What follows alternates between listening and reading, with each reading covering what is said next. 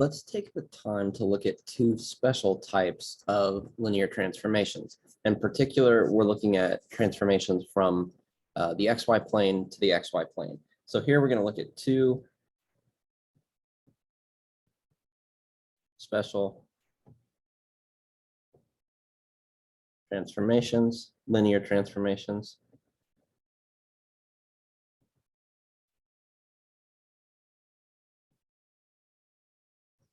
From R2 to R2, right? And the first one that we're going to look at is rotation. And the second one we're going to look at is reflection. So let's start with rotation. And what do I mean by rotation here, right? Well, let's look in the XY plane here. We have some vector v.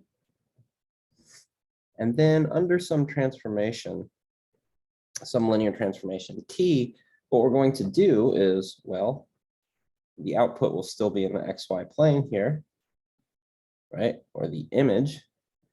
But now the resulting vector we'll call TV or T of V, right? This is going to be a vector that under the transformation, it was obtained from the original vector V by some rotation angle theta here, right? And so we're looking specifically at types of transformations that kind of fix the base point. And if you'd like to think about it, the base point being at the origin, that's fine. It kind of fixes the initial point of your vector. And under this linear transformation, it just rotates here, right? And we don't call these T. We have a special name for these, or a special notation, and it's R sub theta, right? It's rotation by an angle theta. So let's look at this theorem here. Let's let R theta, this is going to be a linear transformation from R2 to R2, given by rotation. The matrix of R theta is given by A here, and maybe you'll see like A sub theta sometimes, but in this context, we know what theta would be, right? Because we put the theta subscript on the map here, not the matrix. So it's given by cosine theta, negative sine theta, cosine theta. Okay, and so this is the matrix that represents rotation by the angle theta. How do we see this, or how would we prove this, right? Well, I'll give kind of a sketch of the proof here.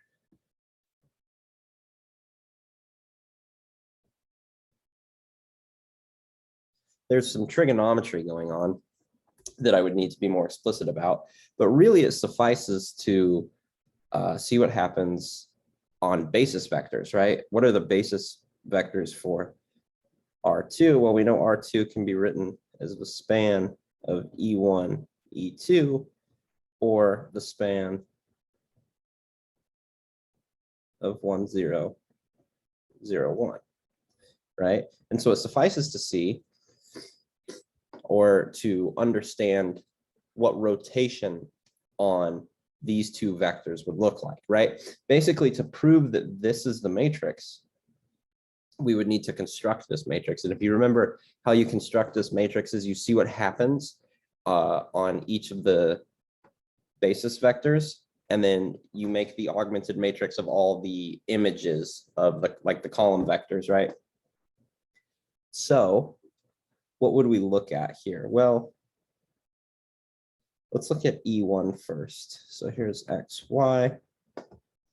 E1 is the vector 1, 0.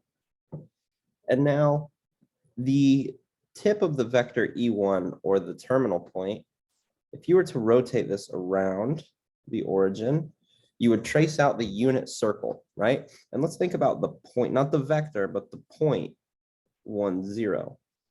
As you rotate by some angle theta, the point that 1, 0 has rotated to is given by cosine theta, sine theta, right? So this means r sub theta of 1, 0 is cosine theta, sine theta. Now, what happens if you look at, say, the vector E2, which is 0, 1? Well, if you rotate this by some angle, right, this same angle theta here, well, then you're going to get to some vector, right? This is also theta in here. Well, then you're going to get to, well, on the point, right? If we look at the point again, where would the point map? Well, it would go from the point 0, 1 to the point negative sine theta, cosine theta, right? And this is why it's just a sketch. I would need to be a little more rigorous as to why this is exactly the point that we get to.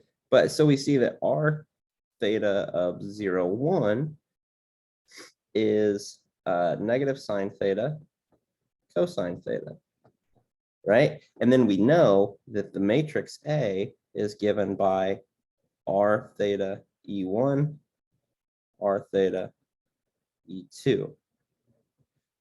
We learned how to find a matrix of a given transformation based on how it acts on the basis vectors for Rn, right? And in this case, R2. Well, then if we juxtapose these into one column or into one matrix, we would get cosine theta, sine theta, negative sine theta, cosine theta, right? And that would be our proof here. Well, like a sketch of the proof. Again, there's some trig going on, but not much. Okay, so now that we understand that, let's look at an example. Let's say we want, or we're considering r pi over 2, which is again a rotation transformation from R2 to R2. And we want to find the matrix of r sub pi over 2. And let's find the image of the vector. So we also want to find r pi over 2. We want to find the image of the vector 1, negative 2. Okay. How would we do this? Well, to find the matrix, let's say A here, we need cosine theta, negative sine theta, cosine theta, right? And here, theta is pi over 2. So this would be cosine of pi over 2, negative sine of pi over 2, sine of pi over 2, and cosine of pi over 2. Well, we plug in all these values here, and I'm going to kind of work upwards just to stay on the same page. This is the same as 0, and then negative 1, 1, 0. Okay, so this is the matrix that corresponds to a rotation by pi over 2. Let's see what we get here. So we have A is 0, negative 1, 1, 0. And then we want to find r sub pi over 2 of 1, negative 2, right? Well, then that means what it means for a matrix to induce or realize a linear transformation. That means we're multiplying this matrix on the left to whatever vector we're looking at the image of, right? And so to find r, or the image of 1, negative 2 under a rotation of pi over 2, we need to take the vector 1, negative 2 and then multiply by the rotation matrix on the left. This gives us, we can see right away, it gives us 2, 1, it seems. So let's look at this geometrically. What did we start with? We started with 1, negative 2. So 1, 1, 2, and then we have our vector. Like if we call this V, right? This is the vector 1, negative 2. Now let's not call it V, let's just, and then after rotation, we get 2, 1.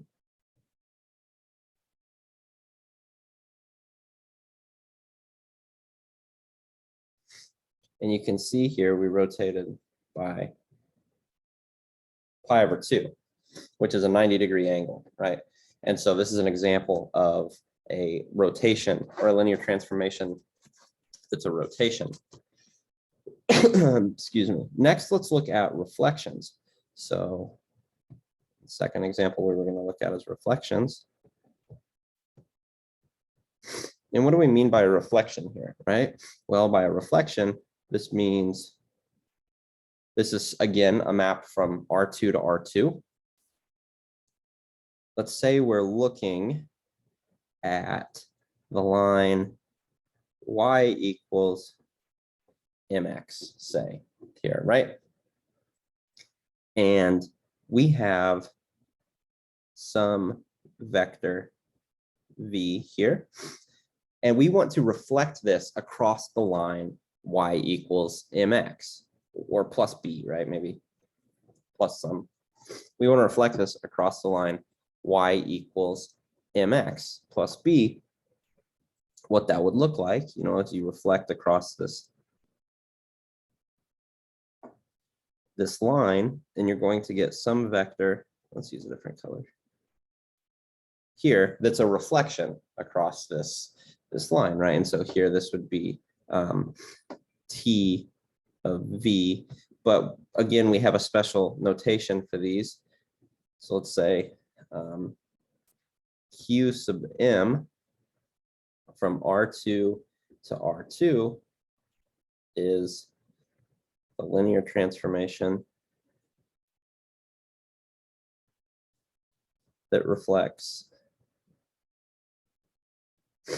vectors over the line. Yeah, I think let's just stick with y equals mx. So imagine this goes through the origin here. I think for now, I'd like to just stick with lines that are passing through the origin here. And we're looking at reflections. So, right, and here this m will indicate the slope of the line, just as the subscript theta indicated the angle of rotation that we were after, right? So here, if we were to reflect over like the line y equals 3x, we would be looking at q3, right? And now let's find the, here's another theorem. I won't prove this one, but the matrix for the reflection transformation is 1 over 1 plus m squared. And then we have the entries 1 minus m squared, 2m, 2m, m squared minus 1. Okay, so this is the matrix for reflecting about the line y equals mx. Let's see an example. Let's say we're looking at Q2, which is the reflection transformation from R2 to R2. This is reflecting over the line y equals 2x, right? So what is the corresponding matrix? Maybe you could say like A sub Q2 or something like this. That's not necessarily standard, but so what do we have? Well, we need to use basically here we're looking at m equals 2. So we're going to have 1 over 1 plus 2 squared, 1 over 1 plus 2 squared, and then we fill in the entries by plugging in m equals 2. Looks like we're going to get 1 minus 2 squared, and then 2 times 2, and then again 2 times 2, and 2 squared minus 1, which looks like this will simplify to 1/5. And then we're scaling the matrix. 1 minus 4 is -3, 4, 4, 3, which looks like our matrix will be -3/5, 4/5, 4/5, and 3/5.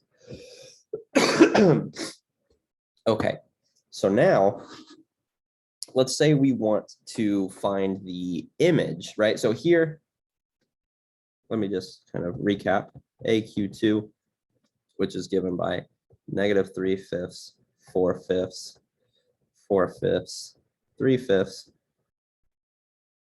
This is the matrix that represents reflection over the line y equals 2x, right? So if you had over 1 up 2, if you have this line here, you took a vector v, then this matrix, when you take a q2 times v, you're going to reflect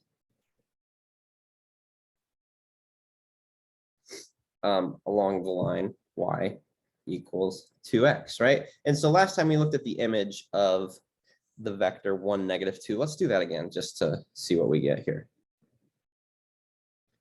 So let's look at Q2, sorry, because it's slope 2. Let's look at Q2 of 1, -2. Well, again, this is going to be equal to -3/5, 4/5, 4/5, 3/5. Then we're multiplying that by the vector 1, -2. Then we're going to have -3/5 minus 8/5. So that's going to be -11/5. And then we have 4/5 minus 6/5, which is going to be -2/5, right? And so here you can see, here's the vector 1, -2.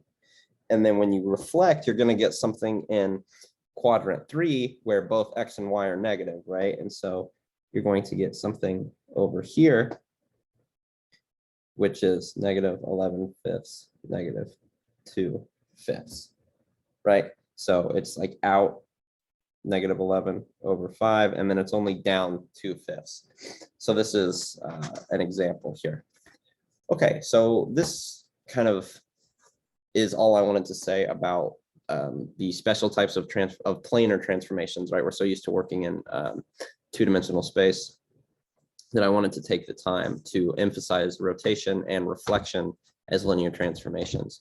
What we're going to do from here is we're going to look at some special. So here we looked at like special examples, but next I want to look at like special types, if that makes sense. We're going to see what it means for a linear transformation to be one-to-one and what it means for it to be onto. And we'll also see why these notions are so important.